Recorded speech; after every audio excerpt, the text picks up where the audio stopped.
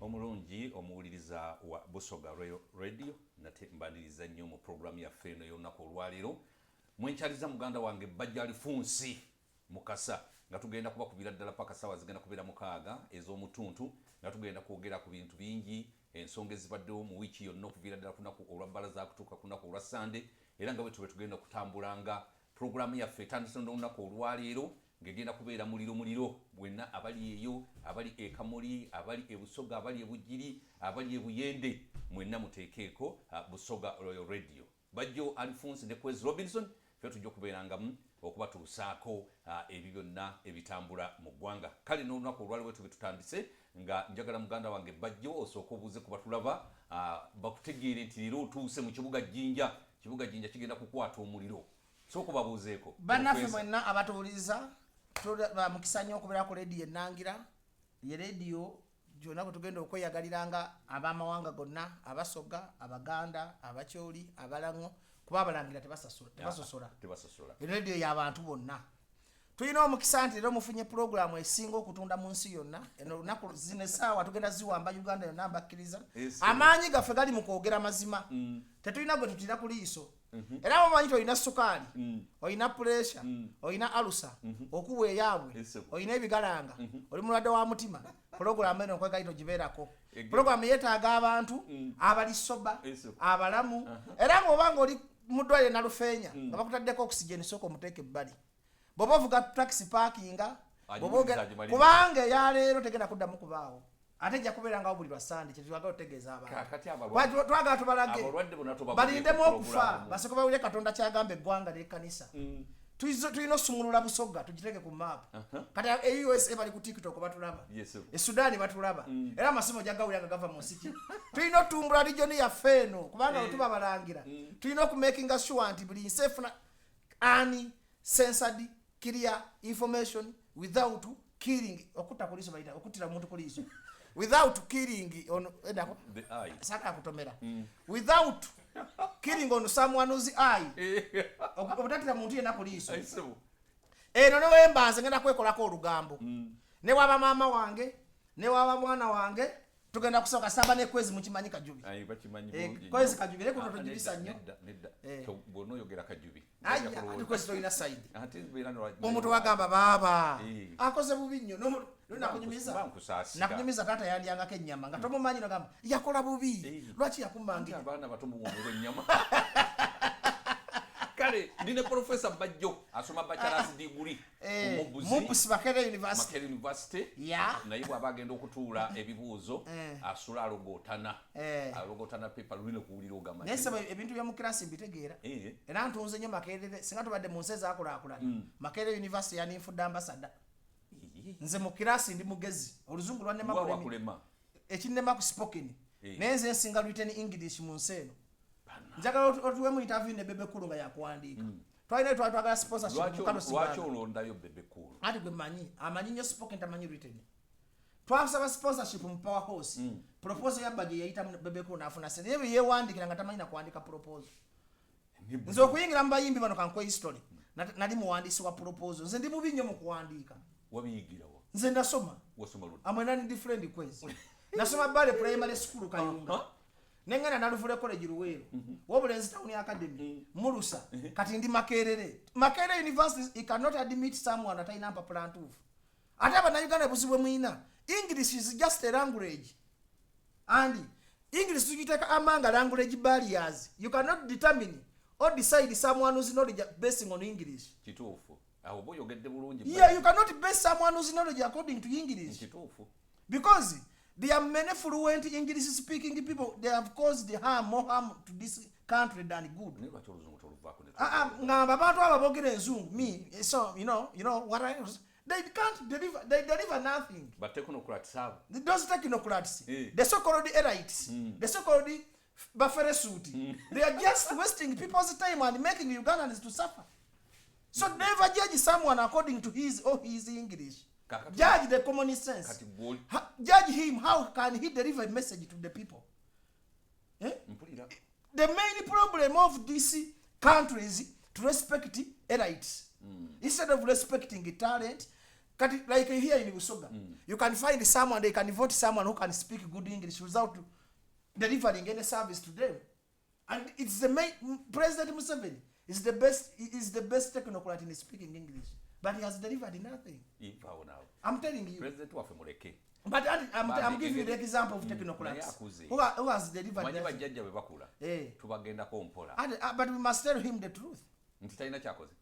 kyakoze President waffe ebyaddanga si byakujubisa nga mbyogera mutima mulungi. For the first 40 years ye musukulumisa asinze okufuga ensi emyaka emingi. Mukulembeze gye yafuze ensi yonna emyaka kabe Hitler kabe Napoleon mpulirayo mukulembeze kati because you are a good student of history. Ani yasinze okufuga ensi ne Castro yafuga emyaka emeka ne yafuga eggwanga emyaka emeka kumpiira naye 4. Kakati President Museveni afunye ekirabo ky'okufuga Uganda emyaka 4 but delivering nothing. Amini yafuga emyaka 8 mpoma satellite ogirabako agama kubo gonna ogalaba Serena ogiraba zinairo mash kabobote Mengo hospital. Kakati let me ask you a question. Singa President Museveni akera nafa chicha legacy yale kangogyeko security dembe lino omwana yagala kulimalawo yagala 225 tebagenda kuddamu kwogera ku first family. Kati omwana n'alemu okumanya nti kitaawe ekimubezeza mu buyinza ebbanga eppanvu kwefuula musiru omuvuma n'otambula n'omukola kyonna kyokka nebaga naye Museveni wadde mubi naye ayina eddembe ly'okukola ki. Kakati that's why nti omwana oyo bw'alikwata obuyinza tagenda kumalako nnaku 3 era nakiro kankyogere nze omu kubasaba omwana oyo ajja awambibwe bangu kankwelogiki kati omanyi kati okyazza profesa nti nze nsaba Mukama kukupapa kw'omwana oyo n'obusungu bwe n'okulowooza nti abantu babafuganga mbuzi akwate mu ggwanga lino talimalako myaka 2 tamanyi nti ekiwangaza kitabe mu buyinza Museveni osobola omuvuma n'olowooza omusinga amagezi gwokimanyi nti opposition emanyi nti esinga President Museveni amagezi naye nga tokimanyi nti Museveni mugezi njaga tukirize kwezi wegenderezanga nnyo omuntu eyeefuula atategeero yaba mugezi wegenderezanga nnyo omukazi ali ewaka n'ova mu bwenzi n'amanya nakukwata n'omusajja n'asirika nakugololera engoye nakuwa emmere n'agamba mwami I love you naye nga kutte kati oyo ye President Museveni omutikola ki naye kati ono omwana talina kyebayita leadership bagamba ekiteezala tekyali ono talina kyebayita leadership skills yalowooza ensi bagifukira ku dictator teri dictator awangala mu buyinza kati nakuwa ebika by'abadictator 3 tulina bwe bayita modified benevolent oba modified dictators ye President Museveni nti sometimes awuliriza ali n'alagira waliwo gwe bayita authoritative tawuliriza tayagala kumanya akozesa buyinza niwabale ne baconsultant amala yeebuuza ne baparticipative okitegera bulungi kyekugamba kati President Museveni yasoma bannayuganda that he's a modified dictator nti ojja ku radio n'omuvuma n'otambula nasigazaamu kasympathy akatono kwezi believe me President Museveni waliwo abantu bamuwulirako sympathy nga bamulabanga omutima omulungi ne between myandi tumanyi nti ye muntu asinga omutima omubi obutayagala kuyamba naye in the camera osobola omukuba n'oluyina okola ki n'otambula kakati kiraga bugunjufu kakati ono omwana lwaki apakuka Twitter zaateekayo oziraba bena bimuleetera obuzibu nti mwangu wakuwamba talina bwongo bwataata tazibira byama tazibira alina obusungu alinga Bajjo anti kati bw'oba tozibira byama mpuliriza kwezi n'omulabe we alina obusungu alinga Bajjo nti mu leadership tebakozesa busungu mu leadership you have to think ahead you have to be tolerant you have to make them that they are ahead of you tuli bulungi kwezi nti mu leadership osobola okusanga abasoga nga beekalakaasa nobagaba nange nobegattako oli wamu nabo ano ne balowooza kati omusajja tuli ku nnaku naye nga ate obazanyira ku mutwe kubajjamu information kyekireese okwekalakaasa nkuttemu baluwa balingiriida kakati omukulembeze walina okukola ki tomala bazikutira nowandiika nti ngenda 225 ngenda kuwera kino tosobola kuwangaala ekyo kyekyawanguza Amini era koma 224 nolagira ba DPC mutugenda kusiba ba DPC tugenda kusiba that is nonsense my friend. It's not allowed here in the democratic country. Uganda since got independence abantu bafuna freedom of speech naye kamalina okusomesa abantu kano bakamanye nti government si egaba freedom of speech. It's a fundamental right from God and democratic nations. Nti bwe twafuka bamemba ba UN tulina amateeka getutambulirako. Museveni si yafuga ensi. President Museveni afuga Uganda naye alina abamufuga. Singa President Museveni yali asembayo ku nsi singa muli ate muli balamu alina byati okukola. That's why abazungu balaba nga balina okuteekawo ICC ewozese bakitwe kimumu ne bamutiisatiisaamu ate ne mukumuwa obuyambi okitegera bulungi ekugamba kakati Muhoozi aleme kulowooza nti amateeka jagatwalira nga mu ngalo lw'okuba alina immunity ya taata we taata we si yasembayo era one of the reasons lwaki taata we alina ebintu byatasobola kukola era ekimulemeza mu buyinza ompulira bulungi kutya misango egyo saawa zino n'amala avaako bamukwatanga omubbi w'akasimu omukulembeze bamukwatanga omubbi w'akasimu buli lwalaba ebintu byazaakola agamba ndagewa kwa takyasobola kusimba layini mu jjaamu takyasobola kusimba layini mu banka omukwata ejjeeko emyaka gye gigenze kati naye agamba bannange ndagewa otegera bulungi kakati tolowooza nti ali ku ntebe nti ajagala kati pulezidenti Museveni entebe yamutamadda naye ekizibu kiki ekizibu talina wa buddukiro era ekirooto kyagamba njagala nfe nga ndi mu ntebe nga sigenzeeko mu kkomera bagamba ayagala okufuga anti mumutiisatiisa kakati si kumutiisatiisa Museveni tataffe byetwogera Museveni alina bakama be baatya ennaku ze bamulumizaamu obwavu olaba yakewola 15 trillion that's why nyigira 15 trillion shillings sente zonna azeewozerwa kumuggyako buyambi kakati alina okulaba nga agonzaamu alabe nga aleeta abazungu bano ku boodi yeefula democratic naye ng'omutima Muhoozi agamba nti nno Trump agenda ku bukulembeze mbu sanctions zonna bagenda Trump tasobola kukolagana na General Muhoozi tasobola Trump is a very straightforward man. Trump believes in democracy. Trump believes in freedom of speech. Trump takkiriza mu kutulugunya bantu. Trump takkiriza mu kutemula bantu. Trump takkiriza mu kusiba bantu. Ekitegeeza Muhoozi byayogedde Trump takkiriza mu kuwakula ntalo. Nze singa nalina obusobozi nandimugyenga essimu. Omuntu amukwasa essimu yakola ensobi. When you are the CDF the country tokkirizibwa kutwitinga kintu kireeta diplomatic tensions. Oli mutuufu. Sawa zino Sudan esobola okutukuba mu dakiika 2. Kongo esobola okutukuba mu dakiika 2. Kakati nze simanyi lwaki tebayigira ku President Museveni. Nti alina engeri gyakwatamu ensonga bw'omugamba nti Rwanda egenda kulumba kubega agamba kati embege sijja jjuwa byama. Such reasoning. Naye President yenyini yakuza omwana. Yakulira mu State House. Kakati omwana ali surrounded by abawumba tuutu. Naye ate bahandlers be be batamubuulira mazima. Bagamba Bajjo naye biranga tumukuba emiggo kibalowooza tebamanyi nti taata wabakkiriza mu kukkaanya Museveni yandibadde alaba full figure ne Bochaman gwe osobola okumiitinga Bochaman atajjukira nti presidential advisor n'omukubira saluti kakati omwana bw'atayiga enkola kitaawe gyakola mubi mukata mutasobola kumala nakusinkanye Jeno Kayihura kakati nkulaga kakati lwaki yasisinkanye Jeno Kayihura nti akulaga talina permanent enemy oba biri byaliwo byaggwa era Museveni is a user katala abantu okuva omugenzi Lokechi bwe yafa okuva abantu bona abalisoba kwa poliisi asigaza muddamulira yekka na magambo beboka bakyali naye gipi bamukwatiridde kati yetagamu omusajja ayimanyi politics kwa Kayihura ya neutralizing Besigye Kayihura ya neutralizing yakolera mu kiseera ekyakagubye nnyo ng'abantu bonna ompulira bulungi mukatana muggulu Kayihura n'ayamba Museveni nafuna akalulu Museveni afuna intelligence Kayihura yali ayagala kumuwamba nkolaga omukulembeze n'aguma n'amunga ne contract ya myaka mmeka being tolerant kye kimuyambye okubeera muki n'okola Kayihura yali n'embabazi akolaga nti ayina kye bayita permanent enemy ye ekizibu kya Museveni Ntebe gwe kola byonna by'oyagala neto gisonga ati President Museveni mufere ayagala nya abafere nedda byegamba mbimanyi gwe genda obesente nga Mike Ezra genda obesente nga Brian White gwe jangozi kasatu kwata ku ntebe ye kata nti Muhoozi akola ebyo nabyo ayogera kata ayingiza nga mu ntebe ya kitalo limanya Museveni mutabanyi wa Museveni omutuufu ye Ntebe tayagala muntu agikuwa taata wa Museveni omutuufu ye Ntebe Musayi Kaguta omugenzi mukama mumuzemerera abakwepaka mu ntebe ya kitalo Museveni yandi musibye kati Museveni tebimukwata kukasayingiza ye mama ye taata ye mukyala tayina kyayagala kusinga ntebe tanotaka buli wagugumuka bwatega entebe yange bagitwala kanize twaliyo ko ne mukanga ko lumulanga tugatwala amafuta gange jamba kuba amagulu n'omulanga agugumuka bugugumusi amafuta gange njagabera kemyaka emeka simanyi kanjaga tukiriza between ali Mr. Kwezi bana Uganda baganye okuzuukuka baganye okumanya go bavuganya amaanyi ge galuwa tuogana bwoganye ku radio netuvuma ne amaanyi ga Museveni gali mu kumunyoma nga tumulumba bwakuleka n'omuvumo tekitegeza nti ogenze State House mayizigana amazima ge ganchaya abantu bwakuleka n'omuvumo okuva ku macha n'owogana tukutwala omuntu gono twala malamu ali kanti tukutwala atubere realistic Kwezi oli musajja ne mugamba tumukubye oweze emyaka 3 nga Museveni yagala omuwambo sono mugandi ngenda kujja oloko nankuwambe kakati tukyuseemu approach tudde tubere ba think tank tudde ku drawing board tumanyi gwe tuvuganya muki musajja mugumu nenga musaba omukisa ndi mukama okola ddi ekyamagero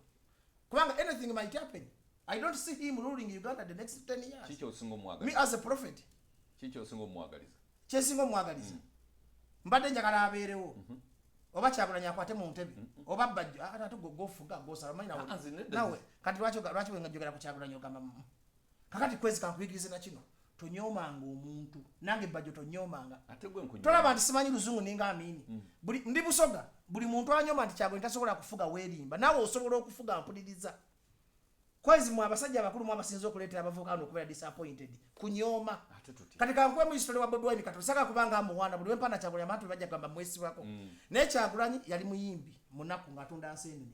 tata wawe yabazaala abaana bangi n'ava eggomba kanoni najja n'asobera ekkololo ayiyanga omusajja ngenda kuyita mu bulifu ya Kyagulanyi n'afuna omukazi atafunika kwezi teri kintu kizibu ku nsi ndi musajja mukulu ngenda myaka 35 birthday yange nga ya lumu January naye omukazi ambuze Negulo kujwa Mukatona muggulo omukazi ambuze. Abalongo bazaala mwana. Nzaala buzazi nesina lava. Oli seddume. Ndi seddume. Kati kankubulya kwezi. Nti Kyagulanyi we muwera respect. Yafuna omukazi n'amanya nti omukazi bamuhandule kubanga babi tandabitira kubanga mwangu naye. Naisi mwangu. Omulaba nga si mwangu ngali authoritative benevolent gwenagambe dictator. Naye Kyagulanyi mu buyaye we n'amanya nti I have to handle this woman like that is an achievement. N'agenda n'agula emagere nga bebe kulu amujerega n'amugamba eyo mu kyalo sikola ki n'azimba ennyumba ye kati yafuuka state house gy'okyala that is an achievement n'ajja nga ye muyimbi asinga obutaba na ddoboozi n'ajja n'akolaga nti avuganya kamiliyoni avuganya bebe kulu kkiriza gaana bebe kulu is a talented artist nti mukama yatuyamba talina byayimba talina kyakozesa ddoboozi bebe kulu is very talented bebe kulu singa yayimba message ya Bobi Wine singa bebe kulu international sita bebe kulu singa yayimba message ya Kamyo singa bebe kulu international sita kulaga amanyi ga Kyagulanyi najja n'avuganya bebe kulu n'amuli yake namba najja kamiliyoni yake yamulema okuli yake nya najja n'afuka namba 2 ku kamiliyoni nkulaga emikisa gy'omwana emu abamunyoma ntasobola kukola ki govanga ku muntu ajja n'avuganya bebe n'amalala ge bebe yali mwana wa minisita yabonabonamu katono awo n'ennyina tamunyebonyenga Kyagulanyi tunda asenene gendo yigo kunywenjaga wogana kubo bugoma kukubo Kyagulanyi kuba bugoma kukubo ngaba basudde ngaye mukyala mugerwa lwesoko kumulaba mukyala mugerwa Kyagulanyi yabikola ngatambuza kulaga nzija mugwe bunyomi bwa Kyagulanyi najja nagwa mba big free nafuka namba 2 mukatona mugulu history wa Uganda you cannot write off Kyagulanyi among the best musicians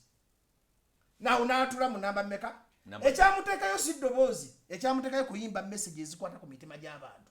katugonyoma sebo nzija azimbe state house amagere awasiza babi alinye ennyonyi kayihulo yennyini ampangisangako genda omutereza abaana ba ghetto yebulanize bino Kyagulanyi biyeyita tebitalize kati yayina ekirolo ky'okweyita president ng'akyali mu ghetto neyeyita ghetto president batta Mr. Embo ko bamuyitangani Master Blaster bali bagenda kocha bwayise yonna bali bagenda kocha bwayise yonna it was Kyagulanyi akalumbinga embeera kayihura yayina kumanyi ati Museveni yakomeza kayihura yali mayiti kino Bajjo yakisobola okusinga bana bali ko bazalawo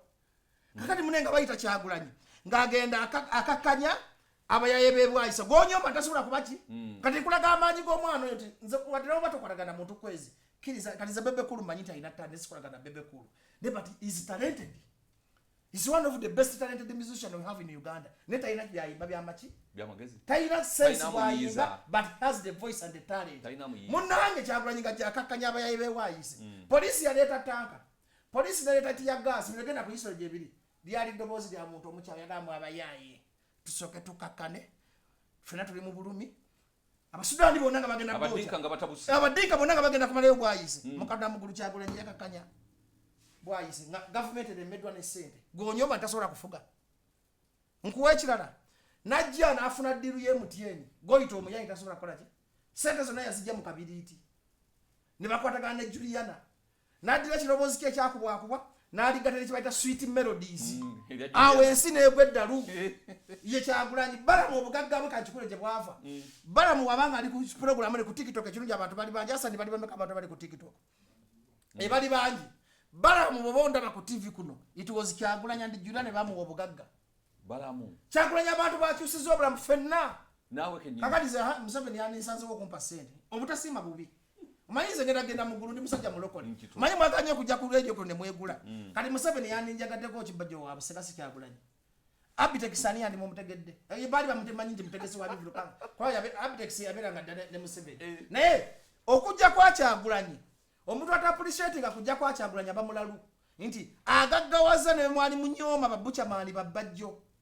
bafulu figa banaye butasiima nze ndi musajja mulokole njagala kufa genda mu ggulu sayo na Muhoozi antwala naye njagala njogera amazima ku nsi ompulya bulungi kakati omuntu gonyoma ng'akyusiza life family z'abantu nga 8 nga 10 bamufunyemu ongambo ya mutasobola kufuga ggwanga era ekyokubiri kwezi nga sinagenda mu bulango era ekyokubiri ani yagamba nti Museveni yalina mandate oba family yokka yina okufuga eggwanga ojwanaga Bajjo I can make a good president. Do you know that I can make a good president? See you know. Kakati gwe mentality gyoteka mu bantu abantu bebusoga ne obanga ogenda mu ddwaliro ng'osindika kigaali wekirizemu you can be a president of this nation. This nation does not belong to Mr. Museveni and his family. It belongs to someone katonda gw'abafuse njagala nsoke kuwumuzeemu katonda mpumuzamu kakuwumuze nsonyiwa mpaya akantu kamu kwezi kamaleyo kano katukomewo naako mbadde nkusaba omulungi tuli ku busoga loyo ledi ne but I want this nation omalamu abantu essuubi ogede statement katonda kwezi nsonyiwa kasuke ngambe kana abalungi abawuliza ababusoga buli muntu yenna yemalamu amaanyi nawe producer aboseka nawe osobola okufuga Bajjo eggwanga kasoke mu I'm tired of that nonsense nti otasobola kufuga ggwanga kati tugende mu maaso tugende kutumasinga tikiti abebirango byaffe bannange tugenze mu bulango katusoke tugendeko mu bulango nkyali ne muganda wange Bajjo alifunsi mumanyi ennyo nga Ssaabavulu gwe tuli naye mu programu yaffe eno y'olunaku olwaleero mwe tukubira tooki mu ebyo byonna ebibaddewo mu wiiki mukulu Bajjo wetugendere mu kuwummula tubadde tukyali ku nsonga ey'okubuulira bannayuganda nti buli muntu yenna asobola okufuga era n'abeera pulezidenti w'eggwanga lino ekikulu ebirowoozo kasita obeera n'ebirowoozo ebirungi osobola okuba nga okulembera eggwanga kale nno bwe tuti bwe tuli ne mukulu Bajjo tuli mu kwogera ku nsonga eziriwo mu ggwanga mukulu Bajjo wetugenza okuwummuliramu obadde okyategeeza bannayuganda nti no Bobi Wine kayisula akatonotono kobadde oleeta nga olaga nti nno omusajja avudde wala handula wakikoleko avudde wala ekimusobozesa nti ayinza n'okufuga ku ggwanga lino abantu babadde bangi nga bakuba amasimu okuva ebule n'ebweya nga bagamba nti nno kakati kwezi mbadde nkugamba tulekerawo okumalamu abantu amaanyi nti omusajja atufuga President Museveni atusinga amagezi yatetekamu fiya nti bintu byakola bizibu kwezi bw'oyita najja Kampala weegombanga okulinnya ku mmotoka ojjewa okimanyi nti edda okusala oluguudo kyalinga ky'amaanyi era nga tudduka misinde okimanyi nti edda omuntu ow'e Kampala nga bw'asala oluguudo ndula mu kyanga bakulabanga pulezidenti kakati kyefiya President Museveni gye yabateekamu teri muntu atasobola kufuga ggwanga osobola nange nsobola ne tutookera olutwaya lifuga n'amiini ate kakati fe abantu nga Bajjo tusobolera ddala be munyooma Bakyagulanyi tusobolera ddala omukisa gusobola Katonda yagaba omukisa emmundu sente obuyinza biva wa Katonda saagaloddemu kumalamu bantu nti buli muntu yenna ali kuno eyenyooma ng'otya emmundu otya tanka President Museveni talina tanka zisinga za Bashiri omusajja abadde afuga Iran omumanyi omanyi kati ali mu muyala e Moscow owa Syria sente zabadde akontrolinga amafuta abadde akontrolinga amagye abadde akontrolinga ennyonyi President Museveni zatalotanga nakwatako temuddamu kumalamu maanyi tayimu ekiseera President Museveni mwenna abawakana nti akyali mu kiseera kye Katonda akyamwagala ku ntebe eyo era Katonda akolaga obubonero nti atuuse omukoowa kubanga buli lwamusembereza emyaka kati agenda kuza birthday ya myaka emeka waliwo kyoteewala okukula tosobola kwewala n'okufa tosobola kwewala era buli muntu ali ku radio kuno ng'ompuliza nga waggwamu amaanyi suukuka wekkiririzeemu okkirizeemu Katonda ogambe nti buli kimu kisoboka temuddamu kunyooma muntu yenna ne ku kyalo kuno omuntu ampuliza ku busoga loyo radio waliwo omuntu ali ku kyalo ng'asindika kigaali nga mumunyooma ntasobola kubeera kansala wammwe asobola okubeera kansala omuntu kisobola okukeera ku makya nga Bajjo ye president wa East Africa kyokka kati lutansinga ki oli dokita kanize ndi profesa ansinga kwogera luzungu naye oluzungu lufaanana lwa Bajjo yali hasira nga nze kyamana abahasira mu ggwanga kakati mulekerawo okudemoralizinga abantu n'okubamalamu amaanyi kyabulabe nnyo okubalamu abantu amaanyi munyomba nnyo Kyagulanyi olwokuba mumanyi history y'obuyimbi olwokuba mumulabanga omuyayeyaye naye ate Katonda yali mu calling kati ye Moses Eriyata ayinza okuba alivuga bubi abeera nnyo mu ntalo ayomba netali muntu atalina weakness nga bwolaba weakness ya Bajjo mukulu Bajjo nga Bobi Wine avuma Abedi Bwanika okumwogoloza gwe nga omukuba wagize kakali nze sijja kiwagira Kyagulanyi no message egende gy'oli manyi nze siwaana bino bya kabampaani Kyagulanyi level gy'oliko n'abantu omusalaba gwe weetise njagala kana ka video mukasera kwa gundi yange yafudde ebadde mu kinene kati eri mu katono binnemye eno message njagala mugimpereze His Excellency Kyagulanyi njagala osooke weezuule weemanye ove mu butalotalo obwekyana ekito obutamuyamba Abedi Bwanika bw'avayo n'akuvuma n'omuddamu kiregeza nti oli ku level emu ne Abedi Bwanika ate nga yagibuuka dda nti Katonda bw'akuzuukusa n'akuwa amaanyi toyino n'ebintu ebyo bireke wabiganye baba tobimanyi bireke Katonda bw'akusukulumya nti kati okimanyi bw'ogenda mu ggogo n'obuuza who is the African opposition leader bateekamu Kyagulanyi na Besigye kakati level ya Kyagulanyi si y'abano bampuga ba Abedi Bwanika ye yeeteka ku level yaabwe kiringa nze wenziramu Abba mwana muto ku nze era nabadde saagala omuddemu ate kakati sometimes bino tebiriimu bya ggwanga kubanga ekinzizaamu Abba ntereza kalicho mmolo zisola ebintu bisatu binagala byo tozanyiranga ku ddiini yange tozanyiranga ku kalicha yange ate amwe parent ekinzizaamu Abba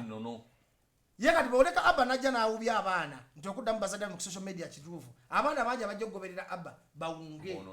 boononekeza ekyo nkikola lwakutereza kalicha Abba tugenda mutukakawo mu maaso kakati ensobi Kyagulanyi gy'akola kuddamu buli amuddamu buli amwogera presidential material takola bwatyo presidential material alina okuba nga think tank meetings ente Kagame nfunye ente Trump yakawangula nkonvinsense ntya America ejja tuyamba ekizibu kya Museveni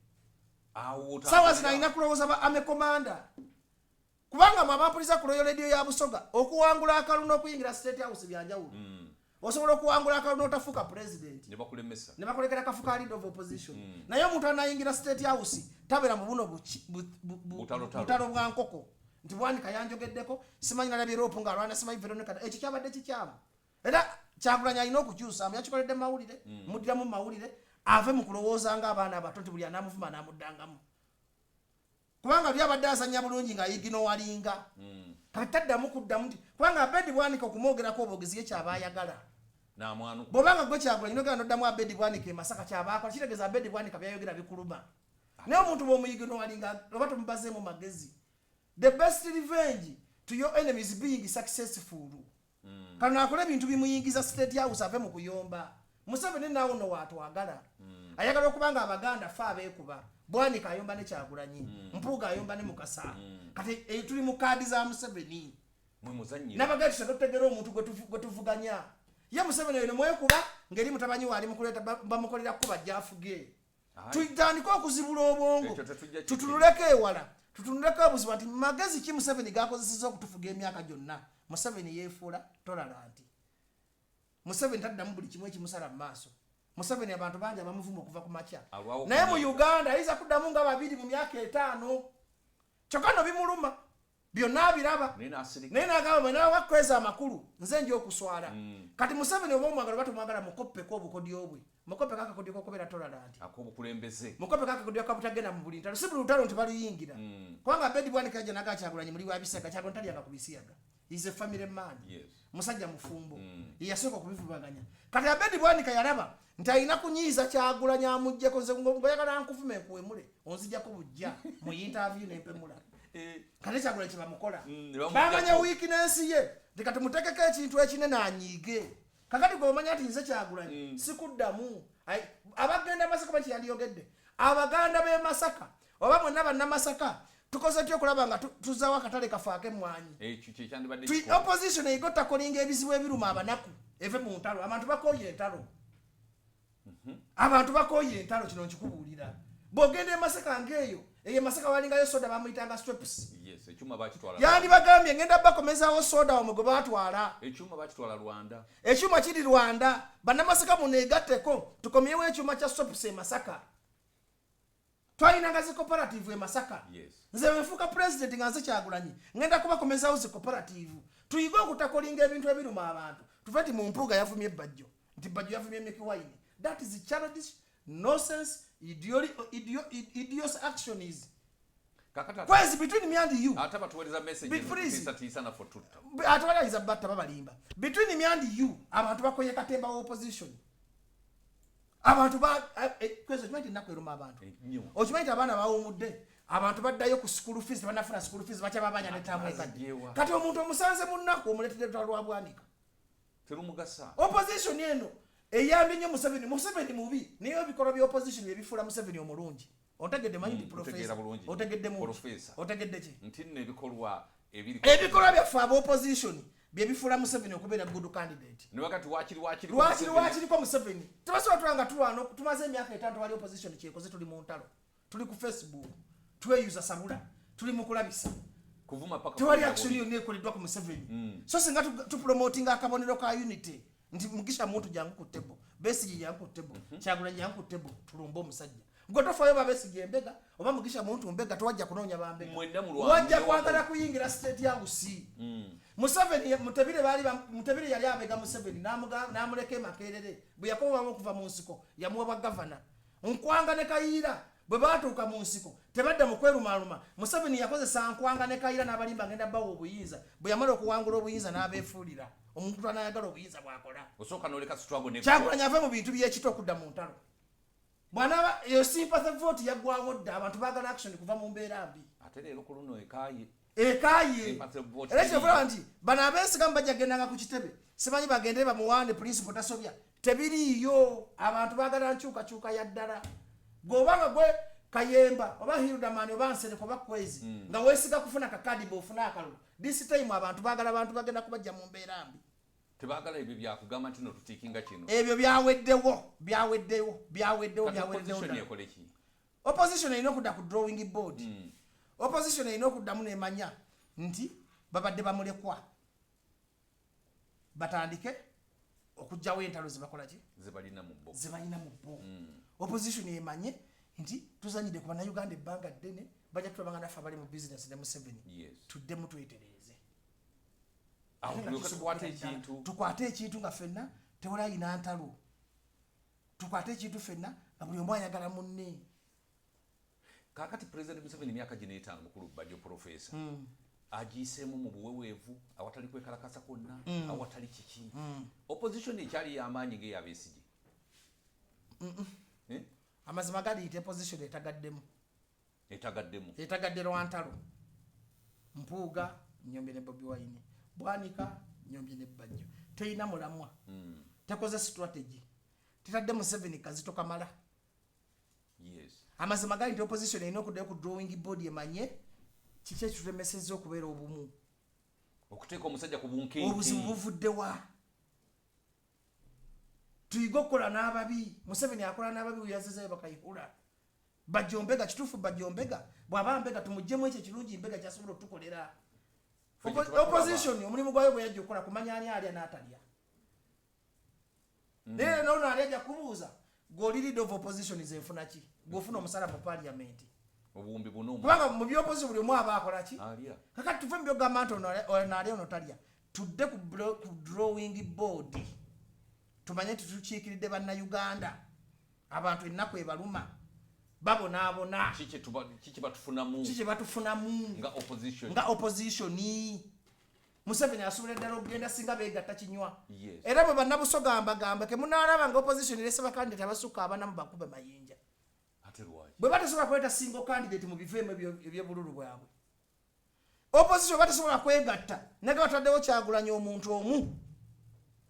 kamunaba nga JM erese DP erese UPC erese muli mu katemba paka lwe mulifa temumalira nga obudde nze sigenda kulonda ngubuulira nze ndi musajja mulokole nagambye enjogera mazima togenda kuba kalulu kemunalaba nga opposition simanyi DP esimbyewo mbu FDC esimbyewo simanyi nupu etaddewo oyo katemba waabwe opposition babaki abatasobola kwegatta muzimu ki okukweza ogwaganda kati no bavayo bagamba nze omuntu olina najja nangamba nti Bajjo mpaka lungende ndiyeko njamuwa naye najja nasindika ebinyomo mpaka lungende nzijeko Museveni njamukuba mayinja kubanga bazanyira abantu ku mutwe ntwagenda kujjako Museveni kumbe nga bagenda kukusa mbuto zaabwe tuli mu jjinja wano njagala omubaka alina gwe balola naye ayambye abanaku kakati bali mu ebyo okulimbalimba abantu nze njagala mazima nzijango osaba Akaliro nga Bajjo kagenda mu parliament kulyande bubi nkola ki naye balina teekezo kuvuma nnyo Museveni akwefuna nti bagenda mujja kumba ate be basinga okwagala Museveni abeeko oli ne bamuteekako kabanga lina akaaba kwezi ne baga nti oyo mukazi nze njagala omuntu anajja naŋŋamba nti ngenda kulyako nze Lukwago Eriasi Bajjo mpaka luko ngende ndiyeko kwa ludumya sina wempumulira kakola ki ng'okamuwa naye kebanajja n'olulimi olunimba limba bagenda kujjako Museveni mu kalulu ke yeetegekera nga yalina amagye yalina poliisi sibiriimu kwezi sikola ki tobiriimu era sijja kukola ki kubibeeramu tugende ku mulamu ogwatulasi bannange kakati tunaba kuvaira tukyali ku tweet za mukulu Muhoozi yavuma mukadde waffe Erweru n'Erweru yazizza omuliro n'agamba nti Muhoozi ye yagenda bugenzi mu ssomero n'asoma n'akoma n'afuna ennyota ye Erweru abadde ku frontline akube emmundu na buli kimu tamuzannyirako division yes nze nkuwa buyino yennyini mutuufu wabaddeyo ng'abyogera nti naye ekyo tekireeta division gavumenti yaffe abasajja ne bagikwata nga bakwatayo bote balutwanga begase tekisoboka nga Museveni akyali mulamu Museveni ye think tank wabannamagye era nga mwagala okulaba nti bajje no beewalana akwa tuli ku radio waliwo byoyogera ku YouTube ne byogera ku ki kati bannayuganda omukisa gwe muyina Museveni atudde ku ntalo 5 kambawe bwino okkiriza mbawe bwino Museveni alina olutalo mu famire ye mabulira omukisa olunene Museveni alina olutalo mu magye Museveni alina olutalo mu civil servant bannange muyina omukisa munene nnyo nnyo nnyo ne gutulemye tetulina muntu akola finishing disorganization eri mu magye n'enyooma tribalism obusosoze sharing of power mu Katonda mu ggulu bannayuganda omukisa gwe tulina kyova olaba njagala muve Bobi Wine Besigye Lukwago tukozese chance no mwegatte mulete single candidate tutwale omusajja amazima ga Katonda ze ebyama byemmanyi lwakwasobola kufuluma studio wano amasagalo byogere sisobola njogere ebyama njogere nyamba byogere nyamba tobyogera kakati mumanyi nti ensolo kweri ku kizigo nyigira nnyo omuntu ajja ku radio n'akumalamu amaanyi mutewali kitasobola kukyuka lwakwa network nambi wano ku radio wandi badojja kwa president nyigiranga nnyo omuntu ajja ku radio n'agamba nti Museveni tagonze oyaba omulabe w'eggwanga namba emu agonze bannange mutulaba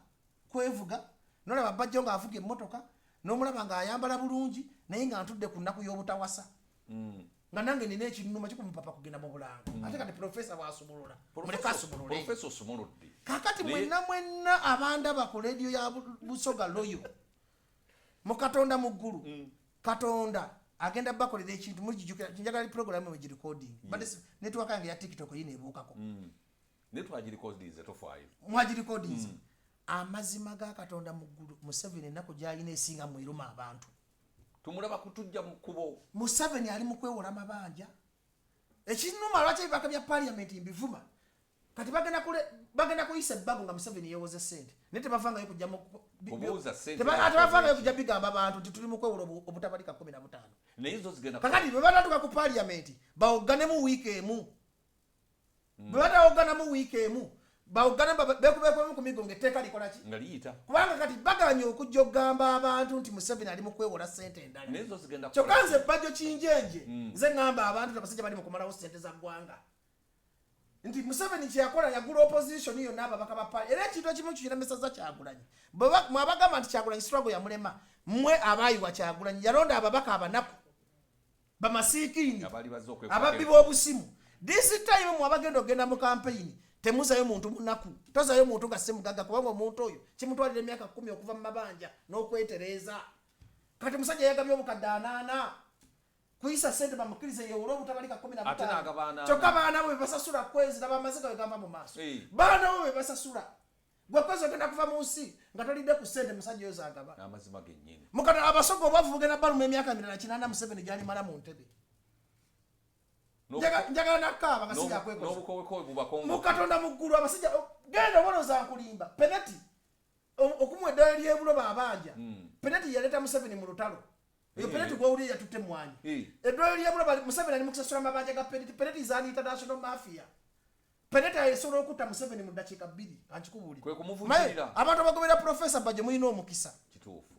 kubanga ngenda kubaggula obwongo mugwemu obuwumba tutu mugwemu obusirusiru nti peneti gwe mulabawo eddwaliro gwe mulabawo emmwanyi amugamba sente zimbuze naye ekyobugaga kyalina mwanyi yiyo gitwale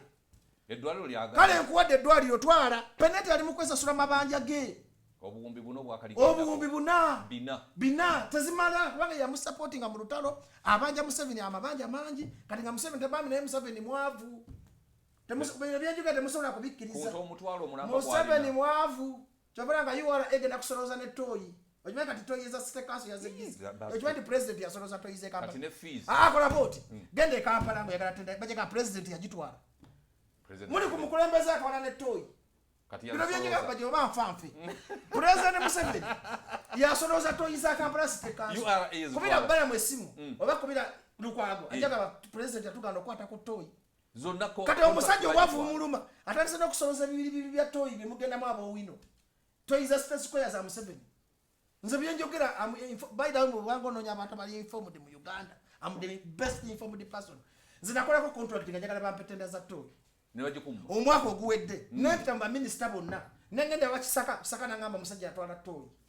nangamba Bajjo toyi ziveeko bino mbyogera kisako ndaba balamo ndaba lukwago ndaba nabasaba toyi ne mugamba za Museveni nga nawe yakala tufuukira kizibu nali njagala zisoloza nga ndaba kyenyiza okufuna mu gavumenti ati ze bwembuleta ku radio njogera byenkola ki kati obwavu obuluma president wammwe ebizibu byalina health wise family issues omukota kolagana na mwana bayina entalo baganya okwatagana opposition yo kasi yeyina ebizibu naye kati twe bannayuganda naffe tuli kizibu tuganya okubeera united wano mu Busoga bangambye wasinga eddogo bangambye nti Busoga omukazi abaali lubuto ng'aweesa omwana mu mugongo ng'alina bwakute bubiri ku mukono muzaala nnyo okubagamba okwegadanga ennyo Abasoga pulaani ya gavumenti muzaale nnyo ebyana bireme kusoma ebipande babiteeka wati mwegadange kati manyi bati yabalumya obwavu omuntu omwavu alina kiggwera mu loogi ennaku ogimalira mu loogi